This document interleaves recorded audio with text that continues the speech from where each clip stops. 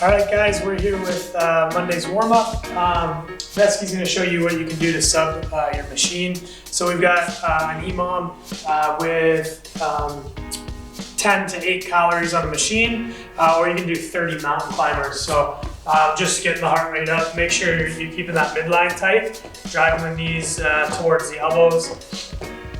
Making sure you keep this rigidity and driving the legs nice and quickly is key. All right. Then we're going to pick up our rope in the same minute. We're going to do 30 single unders. Guys, on these single unders, remember they're just a warm up, and there's a lot of jumping, single leg jumping in the mountain climber, and then double leg in the single unders, just kind of getting everything warmed up, ready to go. So we're gonna do that EMOM there for our general warm up. All right, and then we're getting to our mobility. So our mobility today, we're gonna do a lat stretch on the floor. So we're gonna go 5 reps per side of turning over the one hand. So we're stretching out Vesky's left side, so this side here. He's gonna push down, and I'm sure there'll be arrows on your screen when this gets edited, but he's gonna push down on his top hand, he's gonna push his top hand down into his bottom hand, and then at the same time, he's gonna pull back with the bottom hand, engaging the lat. So this is a PNF stretch, so we're gonna contract, relax in this fashion over 5 repetitions, and then we're gonna switch sides, all right? And that's your mobility for the day. A little bit different, trying to mix it up. All right, so full body specific warm up today. We're gonna start with the press, just to get that upper body incorporated. We're gonna go 5 per side, and just a single arm press, making sure that we're nice and stacked at the top, and driving, pressing from that shoulder. All right, then we're going to go to that lower body. So we're gonna get down to the bottom of our squat. That's gonna keep his chest nice and tall. He's gonna hold for 20 seconds, 1, 2, skip a few, 20, and then he's gonna, out of that, do 5 jumping air squats.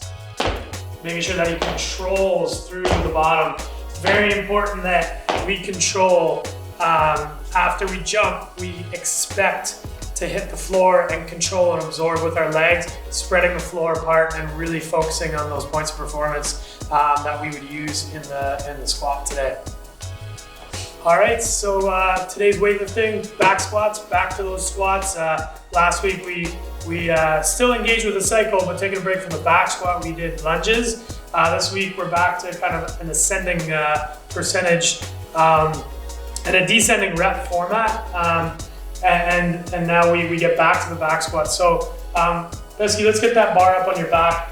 One thing that I want to focus on today is torso angle, and we talk about that a lot in the front squat and in the front rack lunge and things where the bar's front racked, because we're kind of forced into a nice upright position with those movements. The back squat, we can afford to lean forward a little bit and drive the hips back, but this is not going to be beneficial in the long run. This will allow you to do a little bit more weight with a forward inclination of the chest. Not that drastically, that's more of a good warning, but you get our point. I guess we have to exaggerate everything on camera. But what we want is we want this movement to be transferable. We got to look to the reason why we're doing a back squat is to get stronger in our other elements like the clean and the front squat and everything else. So we want to keep it as organized as possible relative to the other movements in order to make it transferable. So trying to keep the chest as tall as possible, we're going to press up into the bar and spread the floor apart with our knees to really maintain that tall torso. You can see Vesky is wanting to lean forward as he goes down, but he's fighting that urge and staying nice and rigid and squatting between his knees, keeping the weight back to his heels. All right, so fight to keep that torso tall today, guys. Pretend like you're doing front squats.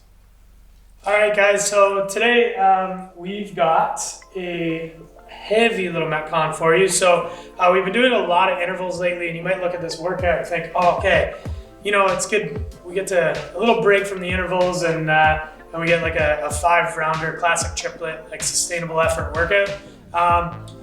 today's not really gonna feel like that. It's gonna be an interval workout just based on the heavy power clean weight. We're gonna be going back and forth from aerobic efforts on the other two movements to anaerobic efforts on the barbell. So make sure you just keep that interval mentality throughout this workout. It's kind of saving your juice for the barbell. So Bessie's gonna show you, when you get to the bar, you gotta treat it like 1 rep at a time. It's a very heavy barbell, or at least it should be for you, and you gotta treat it 1 rep at a time. A lot of times when we get tired or fatigued, we see athletes kind of be lazy getting under their bar. So Bessie's gonna show you kind of like a soft landing. So let's see that power clean. This is a little bit of a soft landing. His extension is kind of overemphasized, and then he doesn't really get under very well at all. So now we're gonna show like an aggressive pull under. So he's actively gonna keep pulling on his bar the whole way through, okay? You see that, you can see the power in that. That's gonna help us sustain, use collars when you lift. Well, so you don't have those things happen, but so you can see Bessie actively pulling under, and that's going to help him sustain that power clean over the course of those 5 rounds. And it's a good mentality to keep you on track with that, to like treat everyone like it's your last rep. You only have 1 more rep to do at all times, and you'll be aggressive. Then we have the row. We don't obviously have a rower here, and I mean, we've shown you on the ground before, but today is more of a kind of like a tactical. It's more than tactical details. Today is more of a mentality on the rower. You want your strokes to be nice and long and smooth.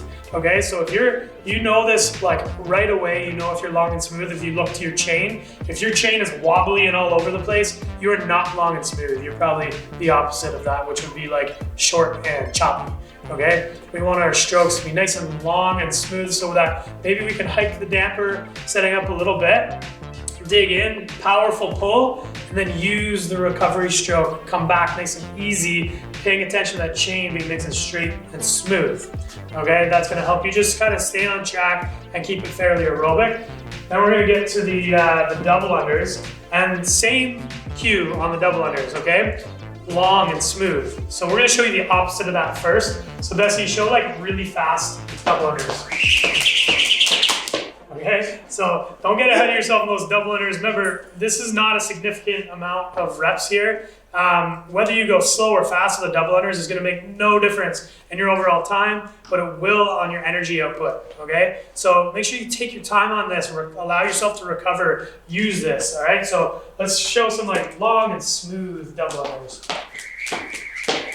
Look at all the energy he's saving right there. He can breathe, he can relax, and he can just focus on what's coming next, and that's that heavy barbell.